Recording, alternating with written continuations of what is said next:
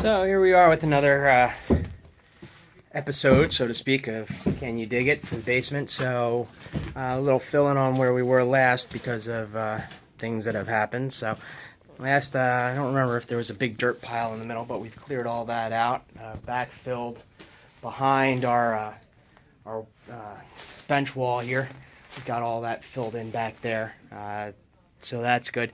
So today, what's going on is the masons are here, and what they got is they got the excavators and stuff, and what they're going to do is cut my patio, which is back behind all this back here. That's the patio up there, that double slab. They actually had a 4-inch slab, and then at some point, I guess they didn't like it, so somebody poured a 4-inch slab on top of it, so there's 2 of them there to do that. So they're going to cut that out, cut the patio, remove all of that. We're going to remove this section over here of the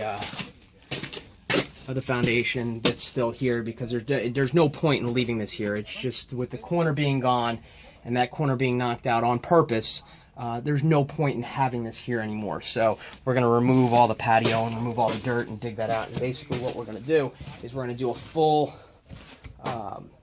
foundation from that end back there all the way here, make the corner and go back out all the way out that door, all the way out to the end back there where we're going to have the Bilco door. So it's going to be one continuous run. Much stronger, much safer for what we're doing here. So that's where we're at. In preparation for that, what I did was I got these beams. It's a 16-inch by 5 1/4 LVL. And that's supporting, basically, I put them up with these lolly columns here, spec them out. These were all originally designed to replace this main beam in the house once we got everything else done and the footings were set. So those lolly columns there, they're adjustable down at the base. They're designed to be adjustable and permanent once you pour the concrete. So those are basically holding it up. We have a support here on this side all the way on our new block bench wall, holding it up on this side. We've got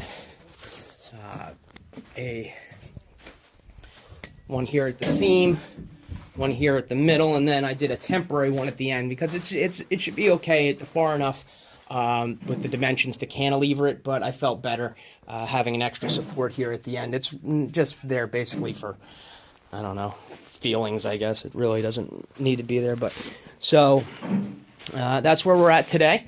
The contractors are outside. They're starting with the excavator to take the patio up, and they're going to dig it all out. We're going to pour the footing for the new foundation, pour a footing, and while we're there, we're going to pour the pads for these lolly columns. I'm still on the fence about where I want to put them because this main beam that I got is spec'd out for a 15-foot span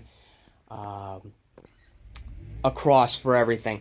So I've got enough to cover the whole distance of the basement, which is fine, but I just want to decide where I'm going to put the columns, because I can either do it at the 15-foot spacing, which would put, you know, where they end up basically, but I can basically bring that forward if I add an extra support on top of these columns, because that's 3 feet or so from the inside. So I'm not going to be able to get rid of a column, but I certainly can change the location of where those columns are going to be. So this side over here, where the entranceway is supposed to be like a family room, playroom, kids room, whatever. So I might want to keep that a little more open. So if I can move the column out further away from the wall, so I don't have like a column in the middle of the room, that would probably be helpful. And then over on this side here, it's supposed to be a bathroom and 2 small rooms, office, whatever you want to call it, for me and Aaron.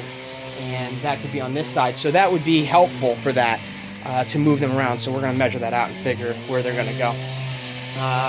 In the meantime, yeah, this is the main support, so that carries all the joists. And it's only it's like a 2.5-foot, 3-foot cantilever on 2x10, so that's going to be okay to hold it temporarily till we get done. And then I built these triangle braces here to hold, because since the joists are going this way, and I basically have to support it this way, I built up these 4x4s here that are anchored down into the new footing down at the base. You can see how I have them wedged out away.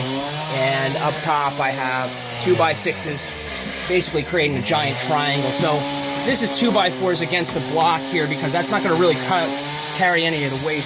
All the weight should be carried by these 4x4s here to get that.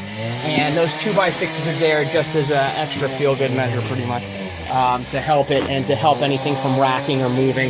It's tied into the joists up top, and the 2x6s actually penetrate through, let's see here, the concrete block to catch the rest of the sill plate, while the 4x4s are notched and cut to catch that last 2x10 joist that's against the side of the house. And I secured those together with extra screws, so we should be good. And we'll see how everything works out today as they remove it, and we can get stuff done and hopefully move forward. They're hoping it should only take about a week to get all this stuff done, to take it out, get everything removed, maybe get the new footing in. You know, Labor Day weekend next weekend, so I was hoping they could be done before the kids go back to school, but we'll see how it goes. All right, till next time.